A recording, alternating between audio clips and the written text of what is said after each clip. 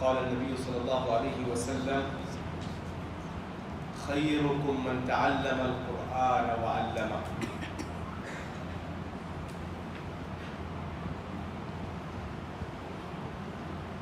اللہ الرحمن الرحیم کے ہم پر بے شمار احسانات ہیں،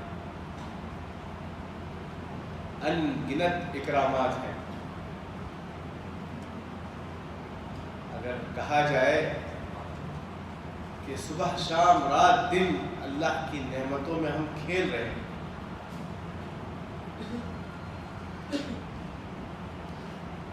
یہ ہمارے ہاتھ پیر، ہمارے آنکھ، ہمارے اعضاء، صرف انسان اپنے جسمانی اعضاء پر اگر غور کرے تو وہ ارب پتی سے کم نہیں ہے. اتنی نعمتیں اللہ نے ہمیں دی ہیں، لیکن مشکل یہ ہے کہ ان نعمتوں کی ہم قدردانی نہیں کرتے. اس نعمت کے زوال کے بعد اس کا احساس ہوتا ہے ہم کو. حقیقت تو یہ ہونا چاہیے کہ رب کی نعمتوں پر شکر بجا لائے، اور اللہ کا فرمان ہے لئن شکرتم لأزیدنکم، اگر تم شکر بجا لاؤ گے تو اور نعمتوں میں اضافہ کروں گا. انہی نعمتوں میں سے ایک عظیم نعمت یہ رمضان مبارک ہے. قرآن کہتا ہے ایام معدودات، گنتی کے چند دن ہیں. ابھی ایسا لگ رہا تھا کہ ہم رمضان آنے والا ہے، ماہ مبارک سایہ فگن ہونے والا ہے، روزوں کا مہینہ آنے والا ہے، چرچے چل رہے تھے. اب ہم بالکل اس کے آخری پڑاؤ تیسرے عشرے میں داخل ہو گئے. اور ایسی کوئی بات نہیں ہے کہ پہلا عشرہ مغفرت کا، دوسرا رحمت کا، تیسرا جہنم سے نجات کا. ایسا نہیں ہے. پورا رمضان مغفرت، پورا رمضان باعث رحمت، اور پورا رمضان جہنم سے نجات کا ذریعہ ہے. اور اللہ کے رسول صلی اللہ علیہ وسلم نے فرمایا کہ ہر دن اللہ تعالی کچھ لوگوں کی گردنوں کو جہنم سے ہمیشہ ہمیشہ کے لیے آزاد کرتے ہیں. اور یہ رمضان کے ہر رات ہوتا ہے. جب دعا کریں کہ اللہ تعالی ہماری گردنوں کو بھی ان لوگوں میں سے بنائے جس کو جہنم سے ہمیشہ ہمیشہ کے لیے نجات دے.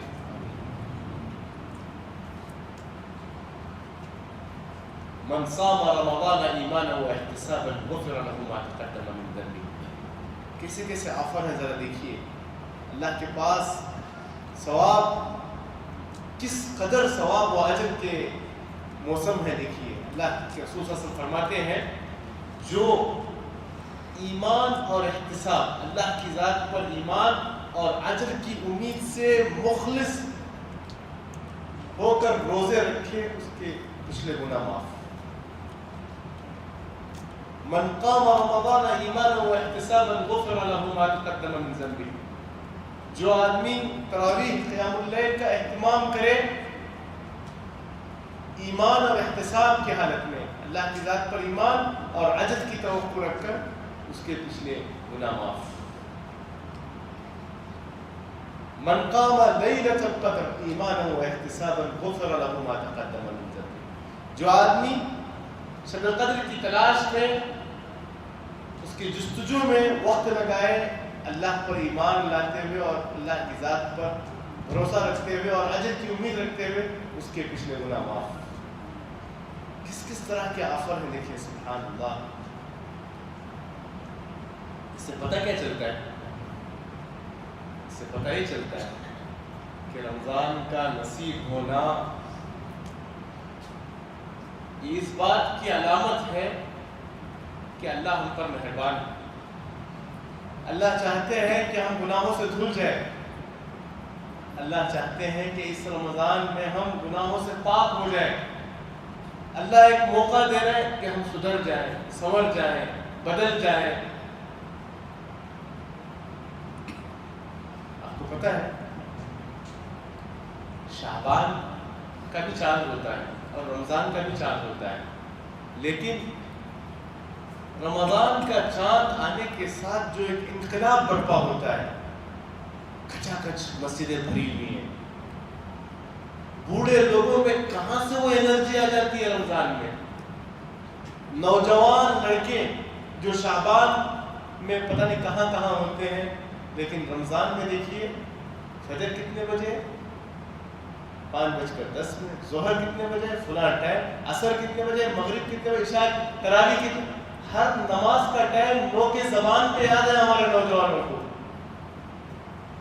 خواتین کا حال دیکھیے، کس قدر عبادتوں میں مشغول ہیں، تلاوتوں میں مشغول ہیں، ذکر و اذکار میں مشغول ہیں۔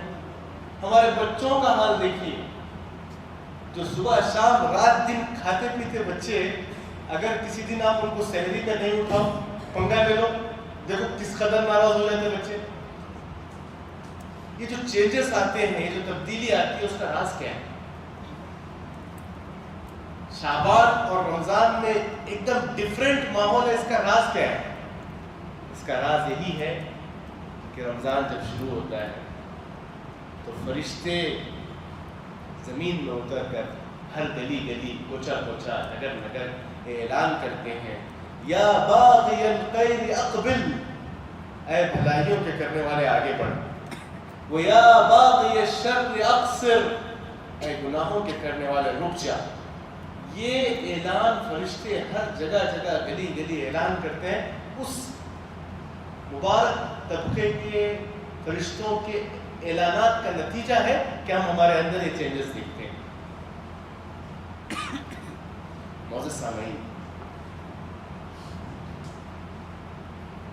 یہ دین جو ہم تک پہنچا ہے بہت قربانیوں کے بعد پہنچا ہے، بہت مشقتوں کے بعد یہ دین ہم تک پہنچا ہے۔ اس کی پاداش میں اللہ کے رسول صلی اللہ علیہ وسلم، صحابہ کرام کو جو اذیتیں دی گئی، جو تکلیف دی گئی، اس کے مقابلے میں ہم نے کچھ بھی نہیں کیا۔ اللہ کے رسول صلی اللہ علیہ وسلم کو جتنے القاب ہو سکتے ہیں، برے القاب سب دیے گئے، جادوگر، کاہن، مجنون۔ آپ کے جسم مبارک پر طائف میں اس قدر پتھر برسائے گئے کہ اتنا پتھر اہل طائف نے مارا کہ خون جوتوں میں جمع ہو گیا تھا اور پیروں سے، جوتوں سے پیر نکالے نہیں جا رہے، اتنی اذیت دی گئی۔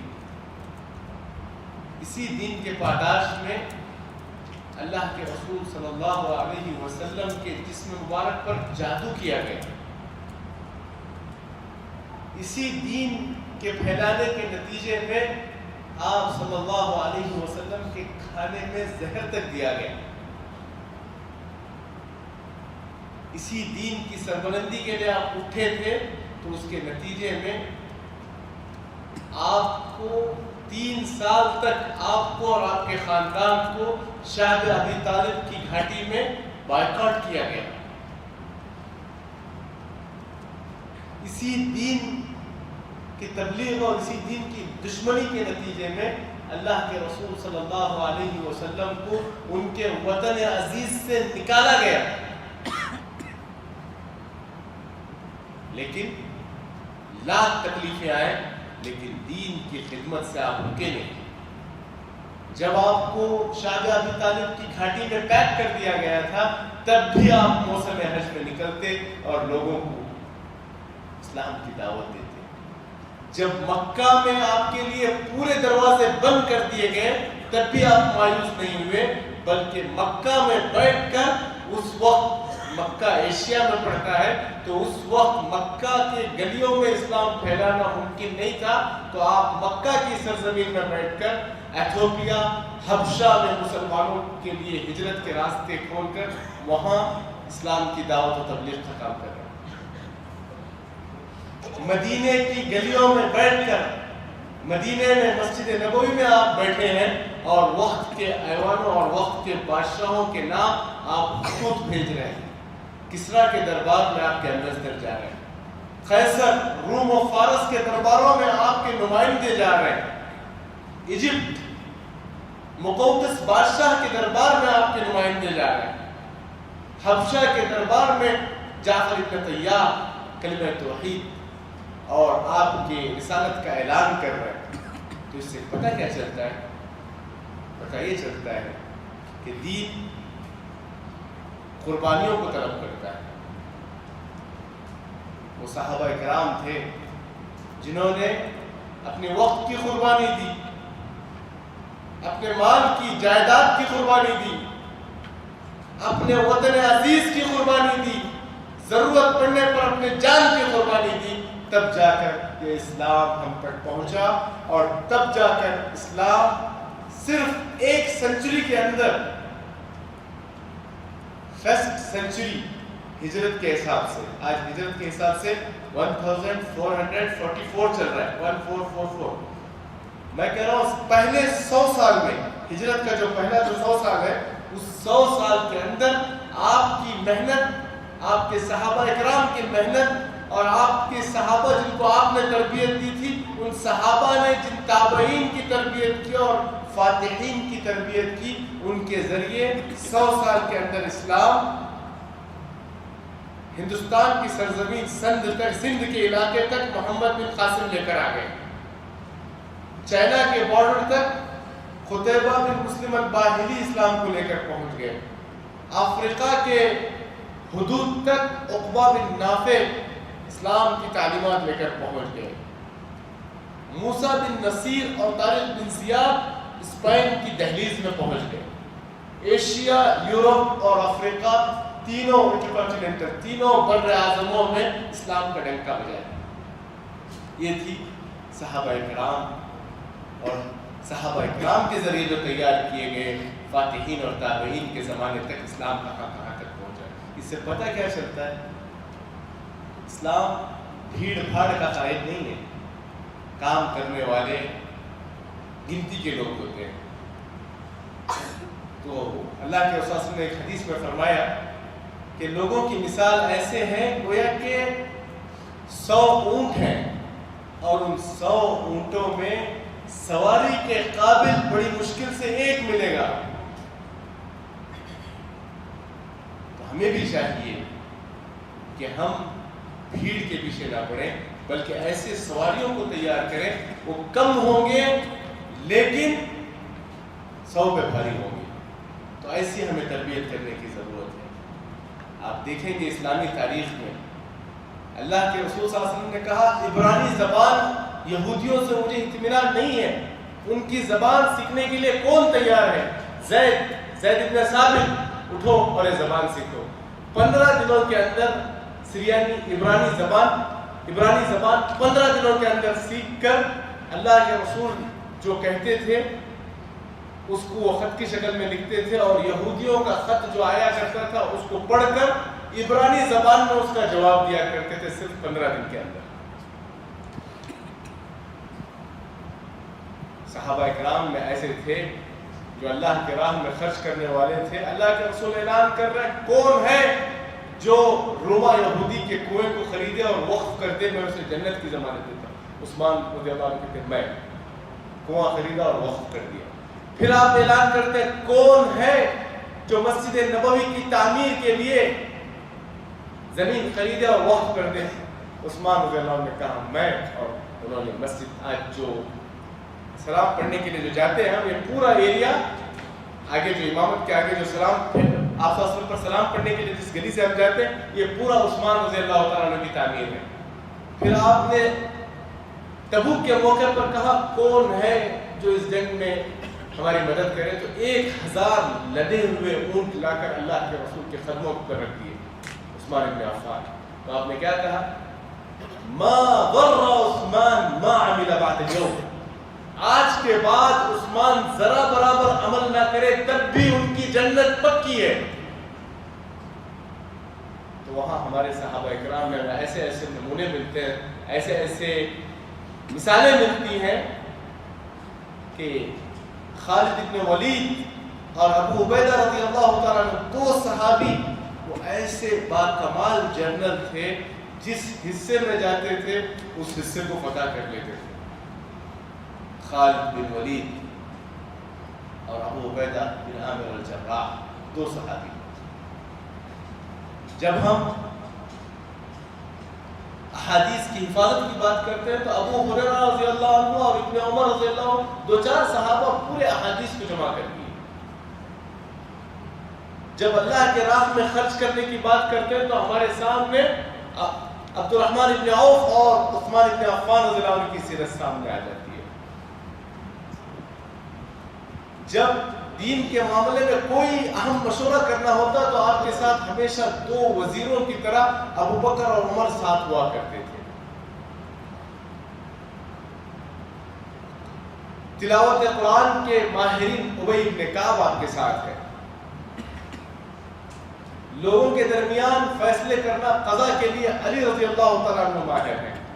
تو اس طرح اللہ کے رسول صلی اللہ علیہ وسلم بڑے نبض شناس تھے، کس کے اندر کیا خوبی ہے، کس کے اندر کیا کمال ہے، اس کے میدان سے فائدہ اٹھایا جائے، اس کی صلاحیتوں سے فائدہ اٹھایا جائے۔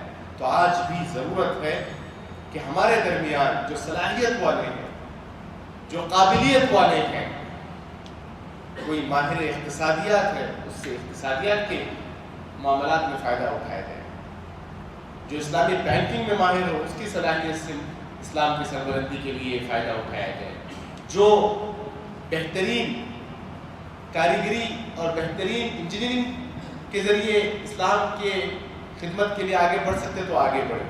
ہمارے درمیان ڈاکٹروں کا طبقہ ہے، وہ اپنے طور پر دین کی کیا خدمت کر سکتے ہیں دیکھیں، وہ آگے بڑھے۔ ہمارے پاس سافٹ ویئر کے میدان کے ماہرین ہیں، وہ آگے بڑھیں اور سوچیں کہ ہم کیا اسلام کی خدمت کر سکتے ہیں۔ تو اسی طرح ہر میدان میں جو صلاحیت رکھنے والے ہیں، سب مل کر اپنی اپنی صلاحیت کے مطابق اسلام کی سیرابی اور اسلام کی سربلندی کے لیے کام کریں۔ یہ جو کام ہے یہ ٹیم ورک ہے، یہ جو کام ہے ٹیم ورک ہے، تنہا کچھ نہیں ہوگا۔ جب سب جڑیں گے، چاند، ستارے، سورج، اگر یہ سب الگ الگ بولیں گے، چاند الگ، سورج الگ، ستارے الگ، تو اس کا کوئی حساب نہیں ہے۔ جب وہ سب ملائیں گے تو وہ ایک کہکشاں کہلائے گا، تب وہ ایک گیلیکسی کہلائے گی۔ تو اسی طرح ہمارے درمیان صلاحیت رکھنے والے لوگوں کو آگے بڑھ کر دین کی خدمت کے لیے آگے بڑھنا ہے۔ آج ہمارے لیے کتنے چیلنجز ہیں، ہمارے تعلیم گاہوں میں، اداروں میں کس کس طرح کے فتنے، بے پردگی، بے حجابی اور اخلاقی بگاڑ کیسے سرایت کر رہے ہیں۔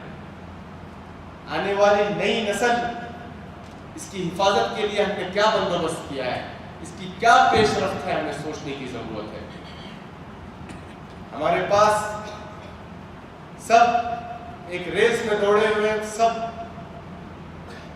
جو نرسری اسکول سے سب اسی کی تعمیر کر رہے ہیں۔ جب سب نرسری کریں گے تو پرائمری پر کون کام کرے گا؟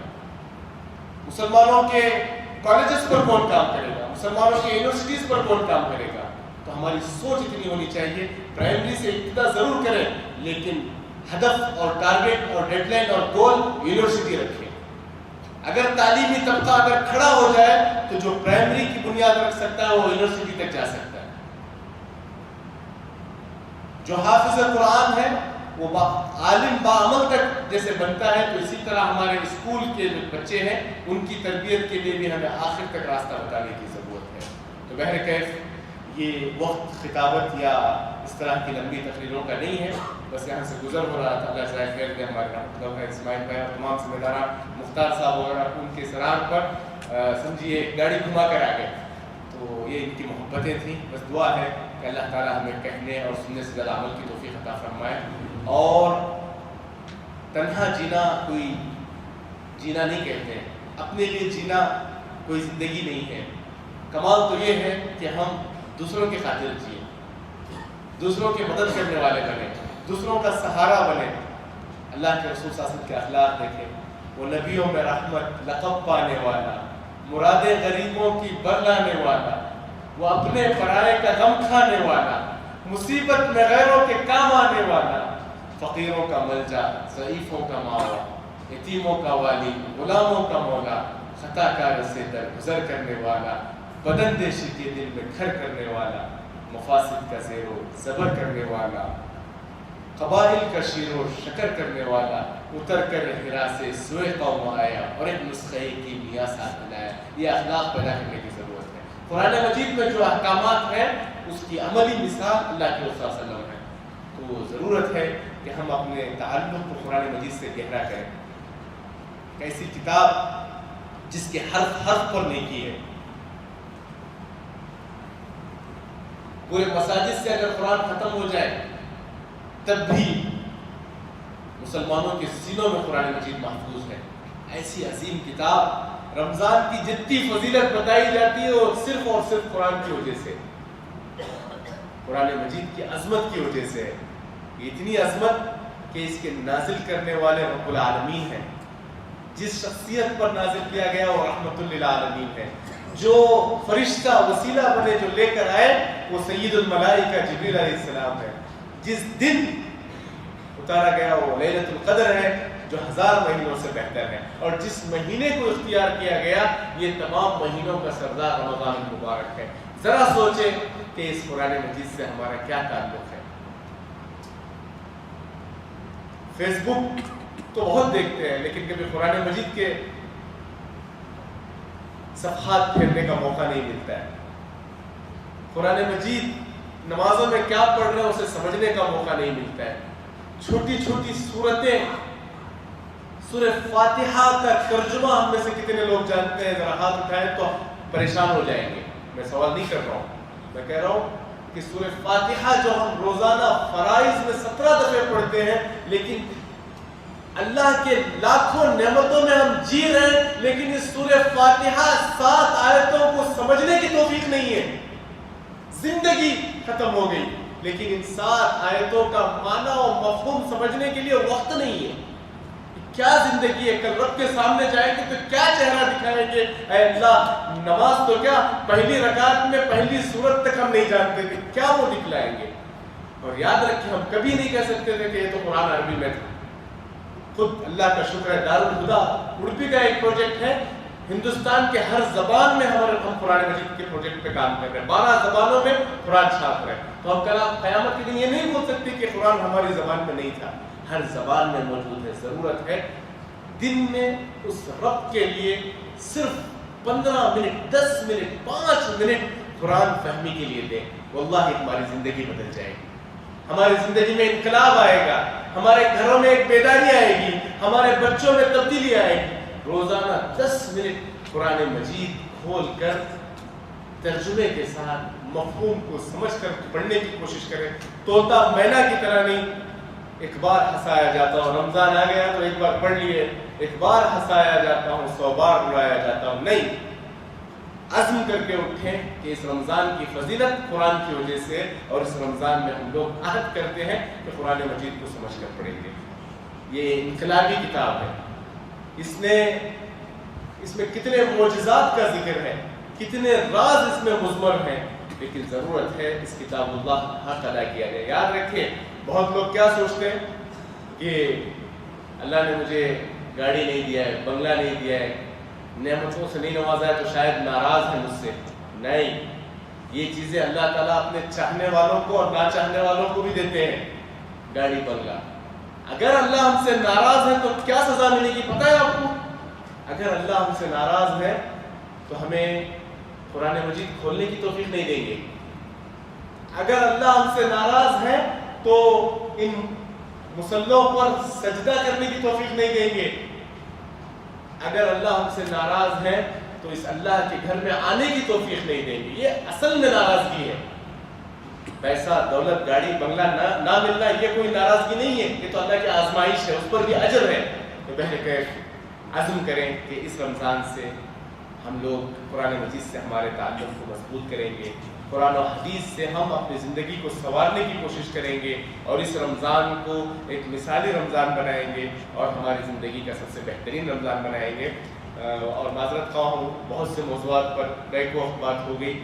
اللہ تعالیٰ سے دعا ہے کہ یہ جو مبارک گھڑیاں ہیں جس سے ہم گزر رہے ہیں, اللہ تعالیٰ ہماری دعاؤں کو قبول فرمائے اور ہمارے والدین کے لیے ہمیں صدقہ جاریہ بنائے, اور کچھ ایسا کام کر کے جانے والا بنے جس سے ہم اللہ کے روبرو, جہاں بغیر ٹرانسلیٹر کے اللہ کے سامنے کھڑے ہو کے ہمیں جواب دینا ہے, اس دن کی اس دن کی رسوائی سے اللہ بچائے. صلی اللہ تعالیٰ علی نبینا محمد وعلی آلہ وصحبہ وسلم. وشکراً. والسلام علیکم ورحمۃ اللہ وبرکاتہ.